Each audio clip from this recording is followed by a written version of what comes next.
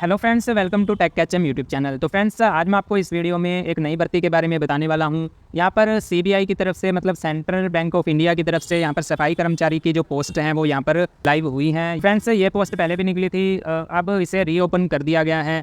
इन post को fill करने के लिए आपको क्या करना होगा और कैसे ये फॉर्म है जो वो फिल की जाएगी, तो आप वीडियो में बने रहिए। मैं आपको यहाँ पर सारी जानकारी देने वाला हूँ। वीडियो को आप लाइक कर दीजिएगा और चैनल को सब्सक्राइब कर दीजिए, क्योंकि ऐसे ही मैं और भी वीडियोस इस चैनल पर डालता रहता हूँ। तो फ्रेंड्स, सबसे पहले आपको इनकी वेबसाइट पर आ जाना है। इसकी ऑफिशियल वेबसाइट का लिंक मैं आपको वीडियो के डिस्क्रिप्शन में दे दूँगा। सेंट्रल बैंक ऑफ इंडिया की तरफ से ये पोस्ट निकली हुई है, सफाई कर्मचारी की यहाँ पर पोस्ट है। उसके बाद जो फीस है, एप्लीकेशन फ़ीस है, वो यहाँ पर आपको ऑल अदर कैंडिडेट के लिए 850 यहाँ पर फीस रखी गई है। SC, ST, PWD और एक्स सर्विसमैन कैंडिडेट के लिए 175 रुपये यहाँ पर फीस रखी गई है। पेमेंट अमाउंट ऑनलाइन रहने वाला है। जो फॉर्म है वो 21/6/2024 से स्टार्ट होकर 27/6/2024 तक फिल किए जाने हैं। लास्ट डेट 27/6/2024 यहाँ पर रखी गई है। एज, मिनिमम एज आपको यहाँ पर 18 साल देखने को मिलती है। मैक्सिमम एज 26 साल जिनकी उम्र है वो यहाँ पर इसे फिल कर सकते हैं। उसके बाद आप नीचे क्वालिफिकेशन में देख सकते हैं कि 10th पास हमारे पास यहाँ पर क्वालिफिकेशन होनी चाहिए। जो भी 10th पास हैं वो इस फॉर्म को फिल कर सकते हैं। पोस्ट यहाँ पर सफाई कर्मचारी सब स्टाफ की यहाँ पर देखने को मिलती है। 484 पोस्ट हमें यहाँ पर देखने को मिल जाती है। तो चलिए फ्रेंड्स, अब चलते हैं इनकी वेबसाइट पर। वेबसाइट पर आ जाने के बाद आपको सबसे पहले ऊपर यहाँ पर रिक्रूटमेंट वाले ऑप्शन पर क्लिक कर देना है। जैसे ही आप इस पर क्लिक करेंगे तो आपके सामने सारी रिक्रूटमेंट यहाँ पर आ जाएंगी। जैसे ही आप नीचे आएंगे तो आपको ये सफाई कर्मचारी वाली यहाँ पर रिक्रूटमेंट देखने को मिल जाएगी। उसके बाद आपको यहाँ पर इंग्लिश वाले ऑप्शन पर क्लिक कर देना है। इसकी नोटिफिकेशन आपके सामने ओपन हो जाएगी। यहाँ से आप इनकी नोटिफिकेशन में आप यहाँ पर सारा देख सकते हैं। इस नोटिफिकेशन को आप पढ़ सकते हैं, कौन कौन सी पोस्टें हैं, क्या क्या आपको एलिजिबिलिटी चाहिए, ये सब इस नोटिफिकेशन में लिखा हुआ है। ये आप अच्छे से पढ़ लीजिएगा। फॉर्म फिल करने के लिए आपको यहाँ पर एक वेबसाइट दी गई है, इस पर आपको क्लिक कर देना है। जैसे ही आप इस पर क्लिक करेंगे तो आप इनकी वेबसाइट पर आ जाएंगे, जहाँ से फॉर्म हम फिल कर सकते हैं। ये आप यहाँ पर देख सकते हैं कि पहले जो इनकी डेट थी 20/12/2023 को इसकी जो रजिस्ट्रेशन डेट है वो यहाँ पर आई थी। अब इन्हें रीओपन कर दिया गया है 21/6/2024 को यहाँ पर ये फॉर्म फिल करे जाने हैं। तो फॉर्म फिल करने के लिए फ्रेंड्स आपको यहाँ पर click here for new registration वाले ऑप्शन पर क्लिक कर देना है। जैसे ही आप इस पर क्लिक करेंगे तो आपके सामने एक फॉर्म ओपन हो जाएगा। यहाँ पर आपको अपनी बेसिक इन्फॉर्मेशन आपको डाल देनी है। सबसे पहले आपको अपना नेम यहाँ पर डाल देना है। उसके बाद आपको नेम को दोबारा से आपको यहाँ पर कंफर्म कर लेना है। तो अगर आपका कोई मिडिल नेम है तो आप यहाँ पर डाल दीजिए, मिडिल नेम को यहाँ पर दोबारा से डालेंगे। उसके बाद आपका अगर लास्ट नेम है तो आप यहाँ पर डाल दीजिए, देन लास्ट नेम को भी आप यहाँ पर दोबारा से डाल देंगे। उसके बाद आपको नीचे आना है। नीचे आओगे तो आप यहाँ पर मोबाइल नंबर वाले ऑप्शन में आपको मोबाइल नंबर डाल देना है। देन मोबाइल नंबर को दोबारा से आपको यहाँ पर डालना है। अगर आपके पास कोई अल्टरनेटिव मोबाइल नंबर है तो आप यहाँ पर डाल सकते हैं। उसके बाद आपको यहाँ पर अपनी ईमेल आईडी डालनी है और डोमेन आपको यहाँ पर जीमेल है, याहू है, आप उसे यहाँ पर सेलेक्ट कर लीजिए। देन आपको ईमेल आईडी को दोबारा से आपको यहाँ पर डालना है। सिक्योरिटी कैप्चा को फिल कर देना है और सेव एंड नेक्स्ट वाले ऑप्शन पर क्लिक कर देना है। तो चलिए मैं इसे जल्दी से फिल करके आपको दिखा देता हूँ। तो फ्रेंड्स, जैसे ही आप सारे फॉर्म को फिल कर लेंगे उसके बाद आपको यहाँ पर सेव एंड नेक्स्ट वाले ऑप्शन पर क्लिक कर देना है। जैसे ही आप सेव एंड नेक्स्ट पर क्लिक करेंगे यहाँ पर आपको ओके वाले ऑप्शन पर क्लिक कर देना है। ओके करने के बाद आपके सामने एक नया पेज ओपन हो जाएगा। यहाँ पर आपका रजिस्ट्रेशन आईडी और यहाँ पर आपका पासवर्ड आपको यहाँ पर शो हो गया है। ये आईडी पासवर्ड आपके मोबाइल नंबर पर भी जो आपने यहाँ पर दिया था उस पर सेंड कर दिया जाएगा। रजिस्ट्रेशन आईडी पासवर्ड आ जाने के बाद आपको यहाँ पर नीचे आ जाना है। अब आपको यहाँ पर अपनी स्कैन्ड फोटोग्राफ यहाँ पर अपलोड करनी है और स्कैन्ड सिग्नेचर आपको यहाँ पर अपलोड करने हैं। फ़ोटो और सिग्नेचर की गाइडलाइन आप यहाँ से देख सकते हैं कि आपको कितने साइज़ की फ़ोटो और सिग्नेचर आपको यहाँ पर अपलोड करने हैं। तो आप इसे अच्छे से रीड कर लीजिएगा। देन आपको यहाँ पर अपनी फ़ोटो एंड सिग्नेचर आपको यहाँ पर अपलोड कर देने हैं। चलिए हम जल्दी से अपनी फ़ोटो एंड सिग्नेचर यहाँ पर अपलोड कर देते हैं।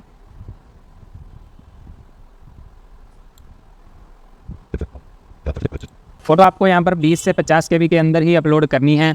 फ़ोटो अच्छे से अपलोड हो जाने के बाद आपको यहाँ पर आई कन्फर्म वाले ऑप्शन पर क्लिक कर देना है। देन आपको यहाँ पर अपना सिग्नेचर है जो उसे यहाँ पर चूज़ कर लेने हैं। सिग्नेचर आपको यहाँ पर अपलोड कर देने हैं। जैसे ही सिग्नेचर अपलोड हो जाएंगे तो आपको यहाँ पर नीचे आना है और यहाँ पर आई कन्फर्म वाले ऑप्शन पर क्लिक करके नेक्स्ट वाले ऑप्शन पर क्लिक कर देना है।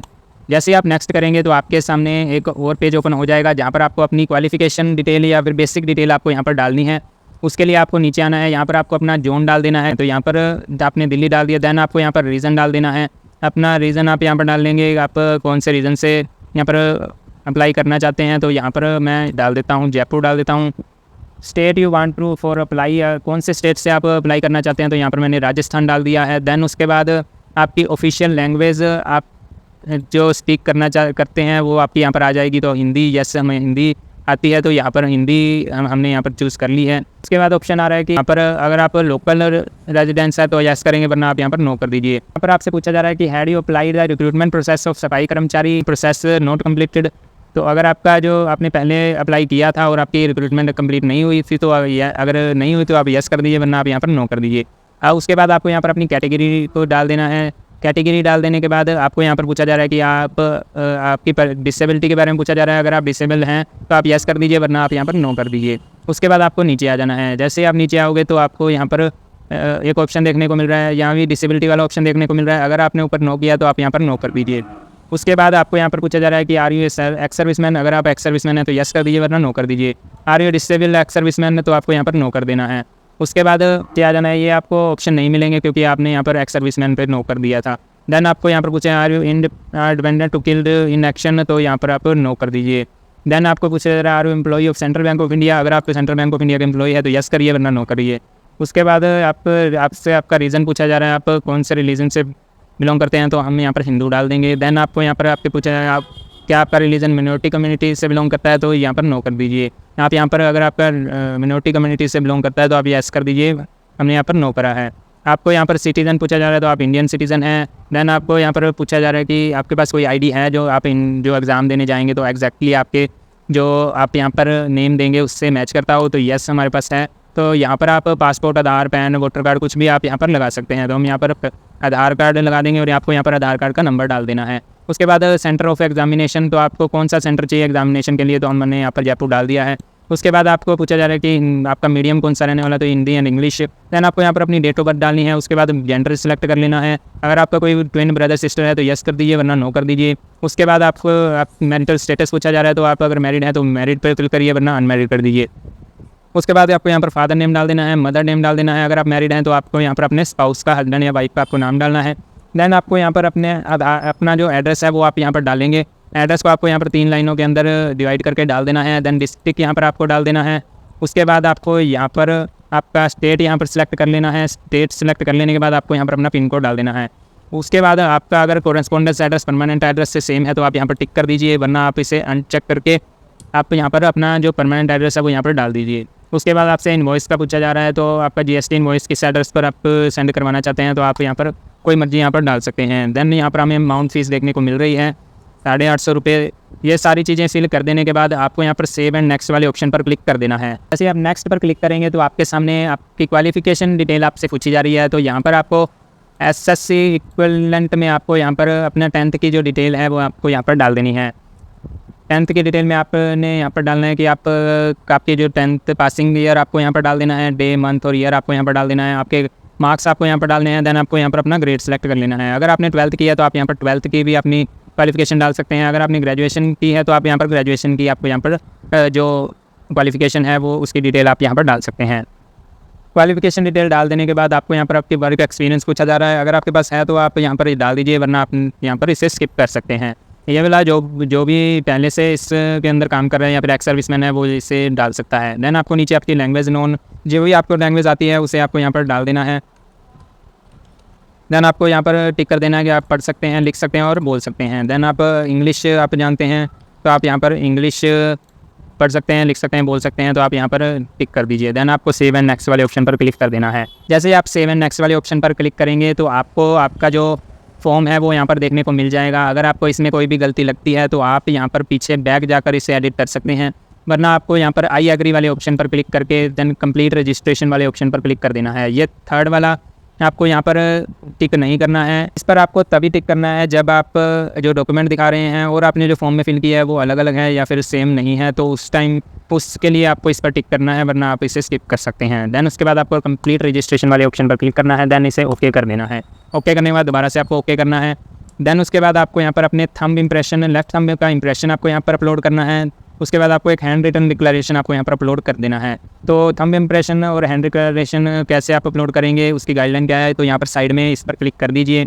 यहाँ पर आपको एक PDF ओपन हो जाएगी। यहाँ पर आपको नीचे देखने को मिल जाएगा आपके यहाँ पर जो थंब इंप्रेशन है वो आपको कैसे अपलोड करने हैं। जो थंब इंप्रेशन 10 से 20 KB के बीच में रहने चाहिए, और जो हैंड रिटन डिक्लेरेशन है वो आप यहाँ पर देख सकते हैं। हैंड रिटन डिक्लेरेशन आपको कैसे लिखना है उसका मटेरियल मैं आपको वीडियो के डिस्क्रिप्शन में डाल दूँगा, वहाँ से चेक कर लीजिएगा। उसे आपको एक साफ पेज पर अपने हैंड राइटिंग में लिख कर आपको यहाँ पर अपलोड करना है। तो सबसे पहले आपको यहाँ पर लेफ्ट थंब का इंप्रेशन आपका जो भी यहाँ पर आपका रख रखा है वो आपको यहाँ पर अपलोड कर दीजिएगा।